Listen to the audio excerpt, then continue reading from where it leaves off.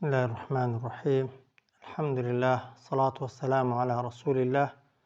محمد وآله وصحبه ومن اهتدى بهداه. اللهم أرنا الحق حقا وارزقنا اتباعه وأرنا الباطل باطلا وارزقنا اجتنابه. خوشکان بران قوتابیانی عزیز، سلام و رحمتی خوای پەروەردیگارتان لێبێت. هەر لە درێژەی وانەکانی پێشوودا دەچینە خزمەت وانەی هەژدەهەم کە تێیدا باسی کۆکردنەوەی قورئان دەکەین لە سەردەمی ئیمامی عوسماندا خوا لێ ڕازی بێت. گوتمان لە سەردەمی پێغەمبەری خوادا صلی الله علیه وسلم پێغەمبەری خوا وەفاتی نەکرد تا دەیان لە سەحابەکان لە خزمەتیدا قورئانیان لەبەر کرد و پاشان هەموو قورئانیش بە نووسراوەیی لای کۆمەڵێک لە سەحابە کە پێیان دەوترا نووسەرانی وەحی پارێزراو بوومایەوە. لە سەردەمی ئیمامی ئەبوبەکردا گوتمان بە شێوەیەکی زۆر ورد ئەو نووسراوانەی کە هەبوون هەمووی کۆکرانەوە لە نێوان دوو پەڕەدا لای ئیمامی ئەبوبەکر پارێزران و دواتر لای ئیمامی عومەر. لە سەردەمی خلافەتی ئیمامی عوسماندا خوا لێی ڕازی بێت هەمومان دەزانین کە دەسەڵاتی موسڵمانان و دین گەیشتە زۆرێک لەو وڵات و شوێنانەی کە پێشتر ئیسلامی پێنەگەیشتە بوو و سەحابەکانی پێغەمبەریش خوا لێیان ڕازی بێت بە مەبەستی گەیاندنی شەریعەت و دینی خوای پەروەردیگار بەو شوێنانەدا بڵاو دەبوونەوە، دەچوونە ئەو شوێنانەی کە تازە خەڵک تێیدا موسڵمان دەبوو. بەڵام هەر کامێک لە سەحابان کە دەچووە جێگایەک خەڵکی فێری قورئان و دین دەکرد، دیارە بەو شێوازە قورئانەکەی فێر دەکردن کە لەهجەی خۆی بوو لە عارەبیدا و لە پێغەمبەر وەریگرتە بوو صلی الله علیه وسلم کە دوایە دەچینە سەر ئەو بابەتەی کە قورئان طبعاً بە لۆغەتی قوڕەیش هاتۆتە خوارێ، بەڵام زۆرێک لەوانەی کە موسڵمان بوون لای پێغەمبەری خوا صلی الله علیه وسلم قوڕەیشی نەبوون، لە لۆغەتی قوڕەیش تێدەگەیشتن بەڵام هێندێک دەربڕینیان وەکو قوڕەیشیەکان نەبوو، بۆیە بە لۆغەتی خۆیان بە لەهجەی خۆیان قورئانیان لەکن پێغەمبەری خوادا صلی الله علیه وسلم دەردەبڕی، پێغەمبەریش صلی الله علیه وسلم تەصدیقی دەکردن. جا کە موسڵمانان بڵاو بوونەوە بە جیهاندا و ئەو سەحابانە ڕۆیشتنە وڵاتان بۆ ئەوەی ئیسلام بگەێنن، هەر یەکەیان بە شێوازی خۆی کە لە پێغەمبەرەوە وەریگرتە بوو صلی الله علیه وسلم قورئانی فێری خەڵکی دەکرد. بە نمونە ئوبەیەی کوڕی کەعب کە لە شام بوو، طبعاً خەڵک بە قیرائەتی وی دەیان خوێندەوە، خەڵکی کوفەی بە قیرائەتی عەبدوڵای کوڕی مەسعود قورئانیان دەخوێندەوە، خەڵکی بەسڕە و زۆرێک لە وڵاتەکان بە قیرائەتی ئەبوو موسای ئەشعەری قورئانیان دەخوێندەوە. بەڵام لەو کاتەدا موسڵمانان تێنەدەگەیشتن بۆچی لە بینی قیرائەتەکاندا خلاف و جیاوازی هەیە، چونکە بەڵێ لە سەردەمی پێغەمبەردا صلی الله علیه وسلم قیرائەتەکان هەمویان ڕێگە پێدراو بوون، بەڵام بۆ خەڵکێک کە تازە دەهاتە ناو ئیسلام و بە خزمەتی پێغەمبەری خوا نەگەیشتە بوو صلی الله علیه وسلم، لایەن بابەتێکی تازە بوو، بۆیە خلافەکە بە جۆرێک بوو کە هەر سەحابەی طبعاً قیرائە و خوێندنەوەی خۆی بەلاوە دروست بوو و ئەو کەسەی کە شێوازێک لە قیرائەت و قورئان خوێندنەوەی وەردەگرت تەنها ئەوی بەڕاست دەزانی، ئەگەر گوێی لە شێوازە قیرائەتێکی دیکە بایە پێی وابوو هەڵەیە، پێی وابووە ڕاست نییە و دروست نییە و ئەو شێوازە نییە کە لە پێغەمبەرەوە صلی الله علیه وسلم وەرگیراوە. ئیمامی عوسمان هەستی بەو خلاف و ناکۆچیە کرد، ئەوە یەک، و دواترش کە فەتحی ئەرمینیا و ئازربایجانیان کرد، لەوێ حوزەیفەی یەمانی قیادەی سوپای موسڵمانان بوو. لە جەنگی ئەرمینیا و ئازەربایجاندا موسڵمانانی مەدینەی لێبوون، شامی لێبوون و هەروەها خەڵکی عێراقیشی لێبوو، کوفە و بەسڕە و ئەوانەشی لێبوون. لەناو سوپا و جەیشی موسڵماناندا هەر یەکەیان بەو لەهجەیە کە قورئانی وەرگرت بوو قورئانی دەخوێندەوە، بۆیە حوزەیفەی یەمانە هەستی بە مەترسی کرد، چونکە خلافەکە بە جۆرێک بوو یەکتریان قبوڵ نەبوو و هەر یەکەی پێی وابوو ئەوەی ئەویان ڕاستە و ئەویان دروستە، بۆیە حوزەیفەی یەمانە ترسێکی لێنیشت و و بیری کردەوە کە ئەگەر گەڕایەوە مەدینەی یەکەم کارێک دەیکا ئەوەیە بچێ پێشنیارکە بۆ ئیمامی عوسمان بۆی پێش بەو خلافە بگرێ. دیارە هیچ کات دروست نییە لە وەکو گوتمان قیراعات و خوێندنەوەکان هەمویان ڕێگە پێدراو بوون، بەڵام هیچ کات دروست نییە لە پێناوی خلافێکی بچووکدا بینی ناکۆچی لە بینی مسلمانان دروستکەی، مسلمانان پەرتکەی، مسلمانان هەریەکە ڕویان لە شوێنێک بێت، هەریەکان زۆرە قسەیەکە. بۆیە عوسەیفەی یەمانە دەفەرمون کە هاتەوە مەدینەی پێش ئەوەی بچێتە و ماڵی خۆی چوویە ماڵی عوسمانی کوڕی عەفان تی ئەی ئەمیری ئیمانداران ئەدرک هذه الأمة فریای ئەو ئومەتەیکەوە خەریکە ئومەتی محەممەد صلی الله عليه وسلم وەکو جوولەکە و نەسرانیەکان لەیان لێدێ، چۆن جوولەکە و نەسرانیەکان لە خوێندنەوەی کتێبەکەی خۆیاندا هەریەکەیان بە ئارەزووی خۆی و بەویستی خۆی دەیخوێندەوە، سەحابەکانی پێغەمبەریش ئومەتی پێغەمبەری صلی الله عليه وسلم خەریکە لە خوێندنەوەی قورئاندا وەکو ئەوانیان لێبێ. دیارە قیراعاتەکان هیچیان نادروست نەبوون. بۆ معلوماتان هەموو قیراعاتەکان دروست بوون، بەڵام سلبیاتەکە مەترسیەکە لە ناکۆچیەکەیدا بوو، لەوەدا بوو کە خەڵک فەهمی ئەو خلافەی نەدەکرد، لەو جیاوازیە تێنە دەگەیشتن. بۆیە ئیمامی عوسمان کەوتە دڵیەوە کە پێش بەو خلافە بگرێ. گەورە سەحابەکانی پێغەمبەری خوای صلی الله عليه وسلم و کاتیب وحیەکانی هەمووی کۆ کردەوە، دوای پرس و مەشورەت ڕێککەوتن لەسەر ئەوەی کە لیژنەیەک پێک بێنن لە 4 کەس، لیژنەی نووسینەوەی قورئانی پیرۆز لە سەردەمی ئیمامی عوسماندا 4 کەس بوون کە یەکەمیان زەیدی کوڕی ثابت کە گوتمان هەر لە سەردەمی ئەبوبەکری سیدیقیشدا هەر ئەو بەرپرسی کۆکردنەوەی نووسراوەکان بوو. زەیدی کوڕی ثابت کە خەڵکی مەدینەی بوو، عەبدوڵڵای کوڕی زوبەیر، سعدی کوڕی بنی عاص، عەبدوڕەحمانی کوڕی عەوف، عەبدوڕەحمانی کوڕی حارثەی کوڕی هیشام. ئەو ناوانە دەوێن زەیدی کوڕی ثابت، عەبدوڵڵای کوڕی زوبەیر، سعدی بنی عاص، عەبدوڕەحمانی کوڕی حارثە. ئەو 4 سەحابانەی کردن بە لیژنە کە بێنن ئەو قیراعەتانە، ئەو شێوازە جیاوازیانەی کە لە خوێندنەوەی قورئان و لە نووسینەوەی قورئاندا سەریان هەڵداوە هەر هەمووی بکەن بە یەک شێوازی نووسینەوە و یەک شێوازی خوێندنەوە، کە ئەوە زۆر زۆر جێگای سەرنجە وەحدەت و یەکڕیزی مسلمانان لە زۆر کار لە پێشترە. ئیمامی عوسمان هات کارێکی کرد کە پێغەمبەر نەیکرد بوو صلی الله عليه وسلم، هاوشێوەکانی وی نەیان کردبوو پێشتر ئەبوبەکر و عومەر، بەڵام خەریکە خلاف لە بینی مسلمانان دروست دەبێت، خەریکە کتێبی خوا مەترسی لەسەر دروست دەبێت. ئیمامی عوسمان هات بە مەشورەتی گەورە سەحابەکان و بە ئیجماعی ئومەتی ئیسلامی ئەو کات لیژنەیەکیان تەشکیل کرد لە 4 کەس کە ئەو 4 کەسە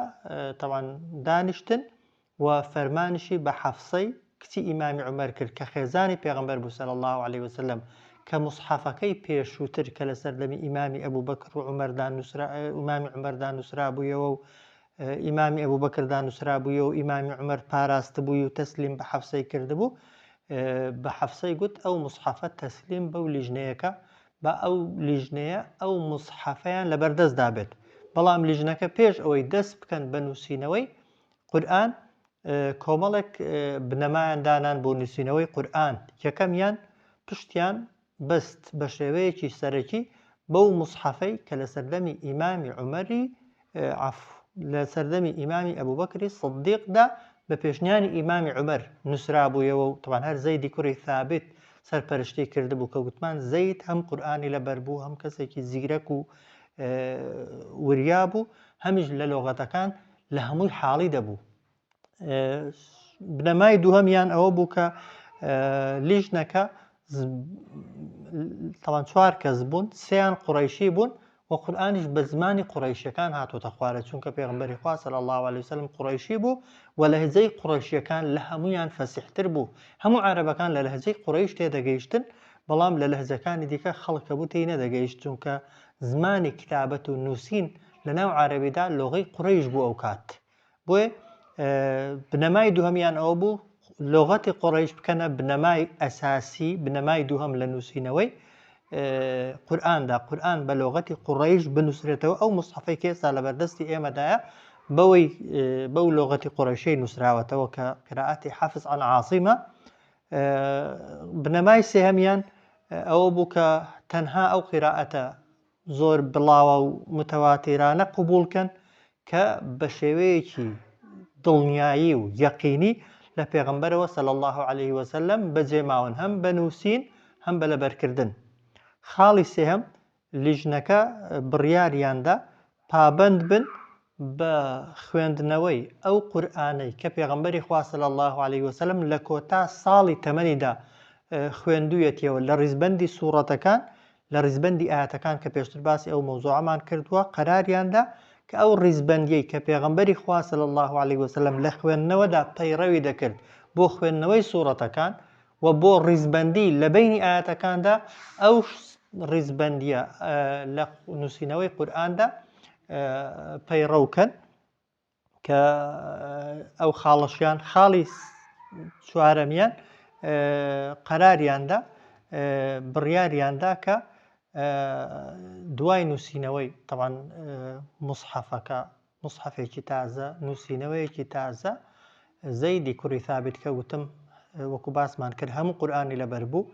کۆتا جار طبعاً هەتا پێغەمبەر وەفاتی کرد صلی الله عليه وسلم لای پێغەمبەر کاتیبی وحی بوو و هەموو ئەوەی پێغەمبەر صلی الله عليه وسلم دەیگوت چەندان جار گوێی لێبوو بوو بۆیە هیچ کەس گومانی لە خوێندنەوەکەی زەیدی کوڕی ثابت نەبوو بوو سێ جار بۆ خۆی مراجعەی هەموو ئەو مصحفەی کردەوە کە لیژنەکە نووسی بوویان دواتر بۆ زیاتر دڵنیایی ئیمامی عوثمان بۆ خۆی هەر هەموو قورئانەکەی دووبارە کردەوە و خوێندیەوە و تەماشای کرد کە پیاوێک بوو هەم حافیظی قورئان بوو هەمیش خوێندەوار بوو و قوڕەیشی بوو و لە لغەتی قوڕەیش و ڕێزمان و نووسینیشی دەزانی. دوای ئەوەی کە قورئانەکە مصحفەکە تەواو لێی دڵنیا بوون گەیشتنە یەقین و هیچ سەحابەیەک گلەیی و ڕەخنەی لەسەری نەبوو بڵێ ئەو ئاەتە پێغەمبەر نەیگوتووە صلی الله عليه وسلم یا فڵان ئاەتە لە حکم فڵانە کەسێ هەیە و پێغەمبەر گوتووەتی بۆ نەتان خستۆتە ناو قورئانەکە. دوای ئەوەی کە هیچ کەس گلەی لە مصحفەکە نەما کە وتمان تقریبا هەمان ئەو مصحفە بوو کە لە سەردەمی ئیمامی ئەبوو بەکردا کۆکرا بوویەوە بەڵام لە سەردەمی ئیمامی ئەبوو بەکردا وەکو باسمان کرد نووسراوەکان پەڕپەڕ بوون تەنها خرابوونە پاڵیەک بەڵام لە سەردەمی ئیمامی عوثماندا هەر هەموو پەڕەکان بەلاندران جارێکی دیکە لەسەر پەڕە و نووسرا یعنی وەسائلێکی دیکە و کاتی بەکاریان دێنان قورئانەکەیان نووسیەوە. ئەو جار کە لێی دڵنیا بوون ئیمامی عوثمان دووشتی سەرەکی کرد. یەکەمیان فەرمانی کرد بە سووتاندن و لە ناوبردنی هەرچی نووسراو هەیە ئەوەی قورئانی لەسەر نووسراوەتەوە پێی دەوترێ ئاەت و ئەوە بۆ ئەوەی جارێکی دێک کە خلاف و ناکۆچی لە بینی سەحابەدا دروست نەبێتەوە فەرمانی کرد چێ نووسراوێکی لەکنە ئەوەی لەکن لیژنەکەی بوو ئەوەی کە ئیمامی ئەبوو بەکر جەمعی کرد بوو ینی بەش بوو بەڵام بەیەکەوە کۆیان کرد بوویەوە هەرچی هەبوو بە نووسراوی هەر هەمووی لە ناو برد. ئەوە یەک لە خاڵەکان کە زەمانەتی نەهێشتنی خلافی کرد. خاڵی دووهەم هات فەرمانی کرد کە فەرمووی چوار هێندێک دەفەرمون چوار هێندێک دەفەرمون پێنج شەش حەوت مصحفیشی لەبەر گرتەوە حەوت نوسخەی لەبەر گرتەوە کە ئەو مصحفانەی هەر یەکەیان نارد بۆ شوێنێک بۆ وڵاتێک بەڵام بە تەنها بە ناردنی مصحفەکە ئیکتیفای نەکرد لەگەڵ هەر مصحفێکیشدا قاریئێکی نارد قورئان خوێنێکی نارد کە هەموو کەس لەو شوێنە قورئان دەبووە تەنها لە دەمی ئەو کەسەوە بگرێت لە دەمی ئەو کەسەوە وەربگرێت کە مصحفەکەی دەبرد لەسەر مصحفەکە بە لەحنی خۆی قورئانی بۆ دەخوێندنەوە کە وەکو باسی دەکەن دەفەرمون عەبدوڵای کوڕی سائیبی نارد بۆ ئەوەی مصحفی مەککەی بخوێنێتەوە زەیدی کوڕی ثابتی دانا کە لە مەدینەی مصحف بخوێنێتەوە مغيرەی کوڕی شیهابی دانا کە مصحفی شام بخوێنێتەوە، عەبدوڕەحمانی سەلەمی دانا کە مصحفی کوفەی بخوێنێتەوە، عامیری کوڕی قەیسی دانا کە مصحفی بەسرە بخوێندرێتەوە کە ئەوانەشم دەون. زەیدی کوڕی ثابت مصحفی مەدینەی دەخوێندەوە، مصحفی مەدینە. عەبدوڵای کوڕی سائب مصحفی مەکەی دەخوێندەوە، ینی خەڵک تەنها لەو سەردەمەدا قورئانی وەردەگرت و ئەو قیرائەت و قورئان دەم بەدەمیەی ئێستاش ئێمە پەیڕەوی دەکەین لەوەیەوە هاتووە. مغەیرەی کوڕی شیهاب مصحفی ینی هەر یەک مصحف بوو، بەڵام بۆ خەڵکی شامی دەخوێندەوە. ئەبوو عەبدوڕەحمانی سەلەمی بۆ خەڵکی کوفەی مصحفەکەی دەخوێندەوە. عامیری کوڕی قەیس بۆ خەڵکی بەسرە دەیخوێندەوە. وەکو باسم کرد ئەوە مصحف حەوت نوسخەی لەبەر گرتەوە، بەڵام هەر حەوت نوسخەکە هەرچی حرف و کەلیمە و نووسینی هەیە هەر هەمووی وەکو یەک بوو و هەموو ئەو سەحابانەش کە مصحفەکانیان دەخوێندەوە بەیەک شێواز دەیان خوێندەوە و هەر کامێک لەو سەحابانە لەگەڵ مصحفەکە کە دەچوو خەڵکی دەهاتن لە خزمەتی ئەودا قورئانەکەیان، چونکە دوایە باسی ئەوەی دەکەین کە خوێندنەوەی ئاسان نەبوو ڕاستی، چونکە ئەو کاتی قورئان تەنها ڕەسم بوو، تەنها شکل بوو، فەتحە و کەسرە و نوقتە و هیچ کامێک لەوانەی نەبوو، بۆیە قورئانەکەیان لەبەردەستدا بوو. زائیدەن سەحابەکەشی لێبوو کە لە مەدینەوە هاتبوو و لیژنەکە لەسەر خوێندنەوەکەی ڕێککەوت بوون. بەوە ئیمامی عوسمان خوا لێی ڕازی بێ، ڕەحمەتی خوای لێبێ، گەورەترین خزمەتی کرد بە ئومەتی ئیسلامی. ئومەتی ئیسلامی لە خیلاف، لە ناکۆکی، لە پەرتەوازایی ڕزگار کرد. ئەوە خاڵێکی جەوهەری و گەورە بوو. و هەروەها ئیمامی عەلی خوا لێی ڕازی بێت مەدحی ئیمامی عوسمان دەکات، دەفەرمێت دوای وەفاتیشی دەفەرمێ ئاگاتان لێی بێ هیچ کەسێکتان لە بەرامبەر عوسماندا قسە نەکات تەنها بەخێر نەبێ، چونکە کارێکی کرد وەک دەڵێ لە جیاتی هەمومان. پاشان دەفەرمێت ئەگەر ئەمنیش لە جێی ئیمامی عوسمان بامە، ئەوەی ئیمامی عوسمان کردی لە ناوبردنی مصحفە زیادەکان بۆی خلاف نەمێنێ و لەوە کە مصحفەکانی نووسراوەکانی هەموو کردن بەیەک، منیش هەمان کارم دەکرد. بۆیە ئیمامی عوسمان خوا لێی ڕازی بێت کارێکی کرد، خزمەتێکی کرد کە بە کەس نەکراوە. جا ئاگامان لێی بێت طبعاً جەمع و کۆکردنەوە وەکو باسمان کرد ئەو قۆناغانەی بڕیون لە سەردەمی پێغەمبەری خوادا صلی الله علیه وسلم جەمعکردن،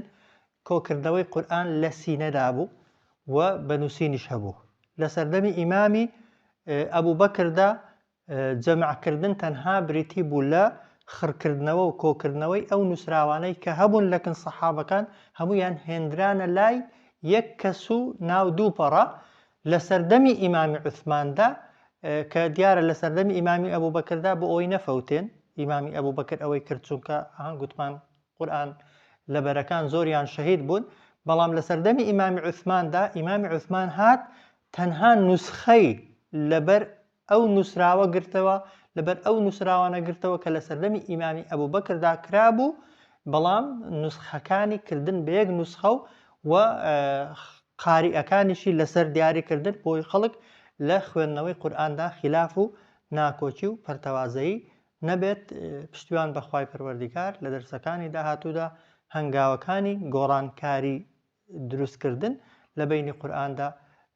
باسی لێوە دەکەین. وصلی الله علی سیدنا محمد وعلى آله وصحبه أجمعين.